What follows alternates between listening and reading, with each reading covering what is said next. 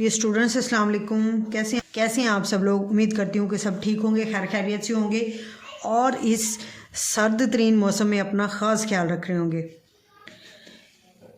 इस मौसम को एंजॉय करने के साथ साथ आप लोगों ने अपने पेरेंट्स का ख्याल रखते हुए अपना ख्याल भी रखना है, क्योंकि इस मौसम में लापरवाही, मामूली सी लापरवाही आपको शदीद बीमार कर सकती है। तो आप लोगों ने सुना होगा कि इस बार सर्दी ने रिकॉर्ड तोड़ दिया अपने पिछले सालों का। इसलिए इस फेयर विंटर सीज़न में आप लोगों की रिस्पॉन्सिबिलिटी है कि आप लोग अपने पेरेंट्स की खातिर अपना ख़ास ख्याल रखें। बेशक इस फेयर विंटर सीज़न में आप लोगों ने अपना ख़ास ख्याल रखना है उन लोगों के लिए जो आप लोगों से बेलौस मोहब्बत करते हैं। मैं बात कर रही हूँ आपके पेरेंट्स की, आपके वालिदैन की, जो आपके साथ बहुत ज़्यादा कंसर्न होते हैं, उनको बहुत ज़्यादा फ़िक्र होती है। अपना ख्याल रखते हुए आपने खुद को और उनको परेशानी से बचाना है, क्योंकि जब आपको सर्दी लगती है, बीमार हो जाते हैं, तो यकीन जाने सबसे ज़्यादा परेशानी आपके पेरेंट्स को हो रही है। इसलिए लापरवाही बरतने के बजाय रिस्पॉन्सिबिलिटी दिखाते हुए आप लोगों ने अपना ख़ास ख्याल रखना है। गर्म कपड़ों का इस्तेमाल रखना है, गर्म चीज़ें अपने खाने में रखनी है। इस सीज़न में आपका इम्यून सिस्टम स्ट्रॉन्ग रहे और आप कम बीमार पड़ें। बाकी मेरी दुआ है कि अल्लाह आपको अपनी हिफ्ज़ व मान में रखे और आप लोग जो हैं और आप लोग सेहतमंद रहें, मोटिवेटेड रहें, एक्टिवेटेड रहें, ताकि आप अपनी स्टडी को फुल टाइम दे सकें और खूब मेहनत कर सकें। अल्लाह आपका हामी और नासिर हो। इसी दुआ के साथ आज का लेक्चर स्टार्ट करते हैं। 9th क्लास का आज टॉपिक है जो चार्ल्स लॉ हम डिस्कस करने जा रहे हैं। आज ये 9th क्लास का टॉपिक है। असल में रिलेशनशिप है वॉल्यूम और टेम्परेचर के दरमियान, और इसमें हम प्रेशर को कांस्टेंट रखते हैं। इस लॉ को स्टडी किया था जे चार्ल्स ने 1787 में, और इसी के नाम पर इनको जो है इस लॉ को चार्ल्स लॉ का नेम दिया गया।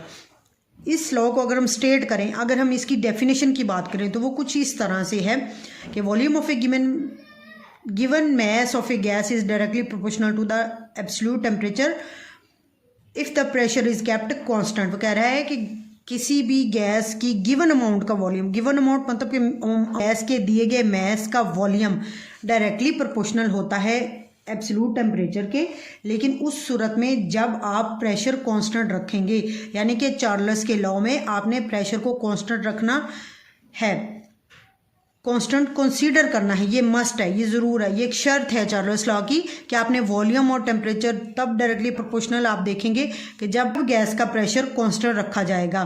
बॉयल्स लॉ की मैं बात करूं तो उसमें हमने देखा था कि हम प्रेशर और वॉल्यूम का रिलेशनशिप देखा था, दोनों एक दूसरे के इन्वर्सली प्रोपोर्शनल थे, और उसमें जो तीसरी चीज़ थी टेम्परेचर, उसको कांस्टेंट रखा था। लेकिन चार्ल्स लॉ में हम वॉल्यूम और टेम्परेचर का रिलेशनशिप देखेंगे और इसमें रखेंगे प्रेशर को। अब इसकी derivation, representation, mathematical representation, numerical representation की बात करें तो वो इस तरह से होगी। Volume is directly proportional to temperature. अब इस डायरेक्टली प्रोपोर्शनल के साइन को रिमूव करेंगे तो इसकी जगह पर इक्वलिटी का साइन आएगा, और इक्वलिटी के साइन को जब हम लिखते हैं यहाँ पर कांस्टेंट लगा दिया जाता है। इस तरह से v = kt हो जाता है। अब t को यहाँ पर ले आया क्योंकि कांस्टेंट को हमने एक साइड पर करना है। बिल्कुल इसी तरह जिस तरह मैंने आपको बॉयल्स के लॉ में बताया था कि कांस्टेंट को आप एक साइड पर ले जाते हैं। कांस्टेंट एक साइड पर हो गया, t इधर मल्टीप्लाई हो रहा था, इधर डिवाइड हो गया, v/t = k। यहाँ पर k क्या है? हमारा प्रोपोर्शनैलिटी कांस्टेंट है। अब सपोज करें एक लम्हे किसी गैस का टेम्परेचर T1 था, आपने उसको चेंज कर दिया या बढ़ा दिया, वो T2 हो गया। अब जब आपने टेम्परेचर बढ़ाया है, इट मीन्स कि वॉल्यूम भी क्या होगा? चेंज होगा, क्योंकि चार्ल्स का लॉ ही ये कहता है कि अगर आप वॉल्यूम बढ़ाएंगे तो टेम्परेचर भी बढ़ेगा, अगर आप वॉल्यूम कम करेंगे तो टेम्परेचर भी कम होगा। T1 को अगर हम चेंज करते हैं T2 पर, यानी कि T1 इंक्रीज़ कर रहा है, T2 बन रहा है, तो फिर उस सूरत में क्या होगा कि V1 चेंज हो जाएगा V2 में, यानी वॉल्यूम भी इंक्रीज़ कर रहा है, वॉल्यूम की वैल्यू भी चेंज हो रही है। इस सूरत में हम इस लॉ को इस तरह से लिखेंगे, V1/T1 = कांस्टेंट। ये पहली सूरत है, पहला लम्हा है जब वॉल्यूम गैस का टेम्परेचर T1 था, उस सूरत में वॉल्यूम V1 था। फिर अगले ही लम्हे क्या हुआ कि वॉल्यूम V2 हो गया और टेम्परेचर T2 हो गया।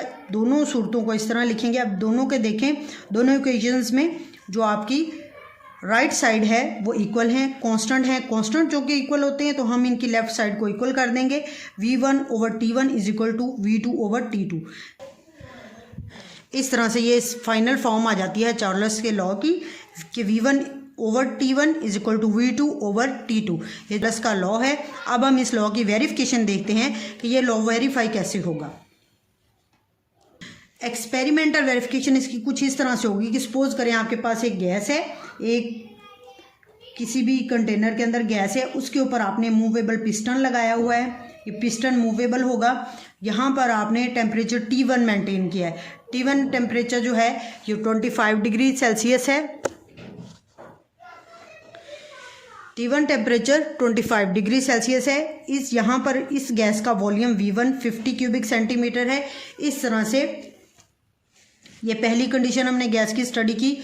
अगले लम्हे क्या कर देते हैं कि हम इस गैस को हीट करते हैं तो इसका क्या होता है, वो रिलीज कर जाता है। जैसे कि लॉ में पढ़ा कि वॉल्यूम और टेम्परेचर एक दूसरे के डायरेक्टली प्रोपोर्शनल हैं, यानी कि वॉल्यूम बढ़ेगा टेम्परेचर बढ़ेगा, वॉल्यूम कम होगा टेम्परेचर कम होगा, यानी दोनों में से एक चीज़ जो भी बढ़ेगी वो दूसरी को भी बढ़ा देगी और जो चीज़ कम होगी वो दूसरे को भी कम कर देगी। इसी रिलेशनशिप को हम डायरेक्टली प्रोपोर्शनल बोलते हैं, डायरेक्ट रिलेशनशिप बोलते हैं। अब यहाँ पर आप देखें, ये आपके पास सपोज करें गैस थी, आपने इसको हीट किया। वही गैस जिसका टेम्परेचर 25 था उसी गैस का आपने टेम्परेचर कर दिया 100 डिग्री सेल्सियस, टेम्परेचर बढ़ा दिया आपने। तो आप नोट करेंगे कि ये पिस्टन मूवेबल था, गैस ऊपर एक्सपेंड करेगी, ये ऊपर मूव कर जाएगा और इस तरह से पिस्टन के ऊपर मूव करने से गैस का वॉल्यूम भी इंक्रीज कर जाएगा। यहाँ पर वॉल्यूम 62.5 क्यूबिक सेंटीमीटर बताया गया है, यानी कि यहाँ से ये साबित होता है कि टेम्परेचर कम था तो वॉल्यूम कम था, टेम्परेचर ज़्यादा हो गया तो वॉल्यूम भी ज़्यादा हो जाता है। इस तरह से हम चार्ल्स के लॉ को वेरीफाई कर लेते हैं। हमें चार्ल्स के लॉ का सबूत मिल जाता है कि हाँ ये बिल्कुल ठीक है कि अब यहाँ पर इससे रिलेटेड कुछ एग्जांपल्स देखते हैं, क्योंकि हमारे पास पेपर्स में टाइम बहुत शॉर्ट रह गया, इसलिए मैं कोशिश करूँगी कि ज़्यादा से ज़्यादा लेक्चर, ज़्यादा से ज़्यादा टॉपिक आप लोगों के लिए कवर कर सकूँ। अगर कोई मखसूस टॉपिक आप लोग समझना चाहते हैं तो फिर कमेंट बॉक्स में करें, जो आप इस चैप्टर में आप कहते हैं कि नहीं वो हमें जब पहले समझा दें या वो ज़्यादा मुश्किल है, तो श्योरली मैं और मुझे खुशी होगी अगर आप लोग बताएंगे कि हमें ये वाला टॉपिक समझ नहीं आया, ये समझा दें, तो मैं उसी पर वीडियो बना दूंगी जो आपको टॉपिक चाहिए ना। अगर कुछ ऐसे स्टूडेंट्स हैं जो चाहते हैं कि हम स्पेसिफिक टॉपिक्स पढ़ना चाहते हैं 9th और 10th के, तो आप 9th और 10th की वीडियो में कमेंट करके बता सकते हैं, मैं उस पर ज़रूर वीडियो बनाऊँगी। कॉमेंट्स जिस ज़्यादा होंगे उस पर मैं ज़रूर वीडियो बनाऊँगी इंशाल्लाह। अब एग्जाम्पल की बात करते हैं। सबसे पहली एग्जाम्पल है चार्ल्स लॉ से रिलेटेड। क्या है जी, a sample of oxygen gas has a volume of 250 cubic centimetre.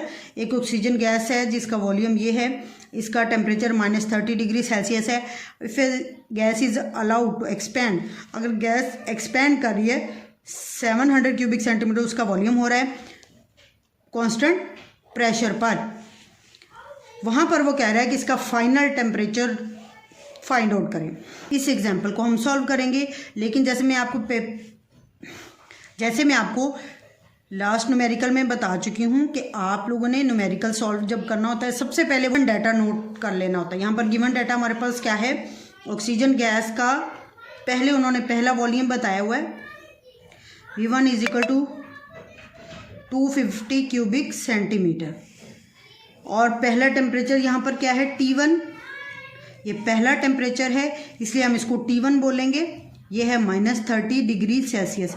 यहाँ पर एक बात मेरी गौर से सुने, जब भी कोई भी न्यूमेरिकल आप करते हैं, बेशक वो फिजिक्स का हो या केमिस्ट्री का, आपने क्या करना है, टेम्परेचर को ऑलवेज केल्विन में कन्वर्ट करना है, क्योंकि साइंटिफिक नोटेशन में जो केल्विन स्केल है वो ज़्यादा एक्सेप्टेबल माना जाता है। इसलिए आपने जब सेल्सियस की वैल्यू दी होगी आपने उसमें 273 प्लस कर देना है और वो वैल्यू आ जाएगी आपके पास केल्विन स्केल की। अब इसमें 273 प्लस करेंगे तो इसका आंसर क्या आएगा,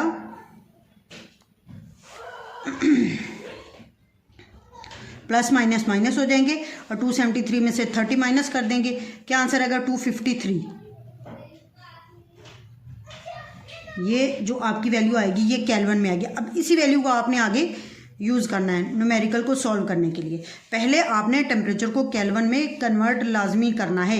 एक वैल्यू हो, दो वैल्यू हो, टेम्परेचर की जितनी भी वैल्यूज़ हों आपने उनको केल्विन में कन्वर्ट करना है +273 करके। अब यहाँ पर नेक्स्ट जो गिवन डाटा वो हम लिखेंगे V2 जो हमारे पास है 700 डिग्री 100 क्यूबिक सेंटीमीटर V2, ये दूसरा वॉल्यूम है गैस का। यहाँ पर वो कह रहे हैं फाइनल टेम्परेचर नोट करें, फाइंड आउट करें, T2 फाइंड आउट करना है। अब यहाँ पर आपने चार्ल्स का जो लॉ है वो लिख लेना है, क्योंकि को अप्लाई करना है इसलिए हम पहले वो लॉ लिख लेंगे। V1 फाइनल फॉर्म उसकी over T1 is equal to V2 over T2। Dear students, जब आपने न्यूमेरिकल सॉल्व करने हैं तो आपने पूरा लॉ जहन में रखने के साथ साथ ये भी करना है कि न्यूमेरिकल में जो फार्मूला इक्वेशन यूज़ करनी है वो फाइनल फॉर्म की करनी है। यही रूल बॉयल्स लॉ के लिए भी है। बॉयल्स लॉ में भी अपने फाइनल जो फॉर्म थी ना बॉयल्स लॉ की P1 V1 is equal to P2 V2, उसी को यूज़ करके आपने न्यूमेरिकल सॉल्व करने हैं। इसी तरह से चार्ल्स लॉ में भी हम यही करेंगे, हम फाइनल फॉर्म जो है उसी को यूटिलाइज करेंगे। अब यहाँ पर आप इसको यूँ भी लिख सकते हैं, इसको रीअरेंज करके, क्योंकि हमने यहाँ पर क्या फाइंड आउट करना है T2। तो आप यहाँ पर T2 इधर ले आएँ और ये चीज़ें उठा के उधर ले जाएँ, तो ये इसकी नई फॉर्म ऐसे बनती है T2 is equal to V2 multiply by T1 over, ये यहाँ आ जाएगा और ये चीज़ें यहाँ मल्टीप्लाई हो जाएंगी ओवर V1। यहाँ पर वैल्यूज़ पुट करने से आपका जो आंसर आएगा मल्टीप्लाई बाय T1 आपका था 253। अब यहाँ पर आपने 30 नहीं लिखना, ये वाला जो केल्विन में निकाला है ये लिखना 253 डिवाइडेड बाय V1 आपका था 250 क्यूबिक सेंटीमीटर। इनको जब सॉल्व करेंगे तो इसकी जो वैल्यू है आई थिंक 6.4 केल्विन। अब ये आंसर आपका केल्विन में आना ज़रूरी है, नहीं तो आपको न्यूमेरिकल के पूरे मार्क्स नहीं मिलेंगे जब तक आप टेम्परेचर को केल्विन में कन्वर्ट नहीं करेंगे। इसको आपने कैसे सॉल्व करना है, इन दोनों को मल्टीप्लाई करेंगे और डिवाइड करेंगे। अब ये बातें तो आपको पता ही हैं, कैलकुलेटर यूज़ करना तो सबको आता है, इसलिए इतने बेसिक में नहीं जाऊंगी। इस न्यूमेरिकल को देख लें फिर मैं नेक्स्ट पे चलती हूँ। नेक्स्ट न्यूमेरिकल है ए sample of hydrogen gas occupies A volume of, यहाँ पर पहला वॉल्यूम वो लिख लेते हैं, क्या है जी 160 cubic centimetre at 30 degree Celsius. पहला टेम्परेचर है जी 30 डिग्री सेल्सियस। वही बात वही रूल कि आपने सेल्सियस कभी भी नहीं लिखना, सेल्सियस को कन्वर्ट करना है केल्विन में। आपने इसमें 273 प्लस करना है, प्लस 273, तो ये आ जाएगा 293 केल्विन। उसके बाद आप क्या करेंगे, अगली जो चीज़ है, इस temperature is raised to if temperature is raised to 100 degree Celsius. यहाँ पर T2 आपका 100 डिग्री सेल्सियस है। वही चीज़ आपने इसमें 273 प्लस करते हुए इसको कर देना है 373 केल्विन। इस तरह से आपने इसको भी केल्विन में लिख लेना है। T2 हो गया। फिर यहाँ पर वो कह रहा है कि वॉल्यूम फाइंड आउट करें, calculate what will be its volume if the pressure remains constant. Pressure constant है, इसका वॉल्यूम हमने V2 फाइंड आउट करना है। फाइनल फॉर्म को यूज करते हुए V1 over T1 is equal to V2 over T2। इसको रीअरेंज करेंगे इस पूरी इक्वेशन को। यहाँ पर हमने V2 फाइंड आउट करना है। V2 को यहीं पे रहने दें, T2 दूसरी साइड पे ले जाते हैं, तो इसको आप यूं भी लिख सकते हैं V1 क्रॉस T2, क्योंकि इसके बटे में इधर जाके मल्टीप्लाई हो जाएगा ओवर T1। इस सिचुएशन को, फार्मूले की इस सिचुएशन को यूज़ करते हुए हम चार्ल्स लॉ के ज़रिए इस एग्जाम्पल का सॉल्यूशन निकालेंगे। यहाँ पर वैल्यूज़ पुट कर दें, आपका आंसर आ जाएगा T2 373 डिवाइडेड बाय T1 293। इनको सॉल्व करने के बाद जो आपके पास आंसर आएगा वो फाइनल वॉल्यूम होगा इस गैस का। इस तरह से आप चार्ल्स के लॉ को यूज़ करते हुए बहुत सारे एग्जांपल्स, बहुत सारे न्यूमेरिकल्स को सॉल्व कर सकते हैं। अब यहाँ पर एक और बात जहन में रखनी है कि जो सेल्सियस स्केल है उसके साथ आप लिखते हैं डिग्री सेल्सियस, लेकिन जो केल्विन स्केल होता है उसके साथ आप ये नहीं लिखेंगे, उसके साथ आप लिखेंगे के, कैपिटल के, कैपिटल लेटर में के लिखेंगे और वो आपके पास केल्विन स्केल की एब्रीविएशन होती है, रिप्रेजेंटेशन होती है। इस तरह से आपने स्केल को केल्विन न्यूमेरिकल वैल्यू को यूज़ करते हुए आपने न्यूमेरिकल सॉल्व करने हैं। आज का लेक्चर ख़त्म करते हैं। फिर से कह रही हूँ कि इस शदीद मौसम में, शदीद सर्दी में अपना ख़ास ख्याल रखना है अपने पेरेंट्स के लिए, ताकि आप लोग सेहत बरकरार रखते हुए अपनी स्ट्रगल है, अपना हार्ड वर्क है, उसको कंटिन्यू रख सकें। क्योंकि पेपर में बहुत कम टाइम रह गया। आप लोगों ने किसी की बातों पे कोई ध्यान नहीं देना कि जी पेपर आगे हो रहे हैं, कहा गया है आगे कर दें। जब तक फाइनल कोई भी इंफॉर्मेशन नहीं आ जाती तब तक हम बाउंड हैं कि हम इन चीज़ों को, तब तक हम बाउंड हैं कि हम अपनी मेहनत जारी रखें। 1 महीना बड़े, 2 दिन भी पेपर आगे हो, लेकिन आपको पता होगा कि अगर हमारी शुरू से मेहनत नहीं होती तो हम उस तरह से नहीं कर पाते। इसलिए आप लोगों ने अपनी मेहनत कंटिन्यू रखनी है, बगैर सुस्ती दिखाए, बगैर केयरलेस हुए। मैं इजाज़त लेना चाहूँगी। Thank you so much. अल्लाह हाफिज़।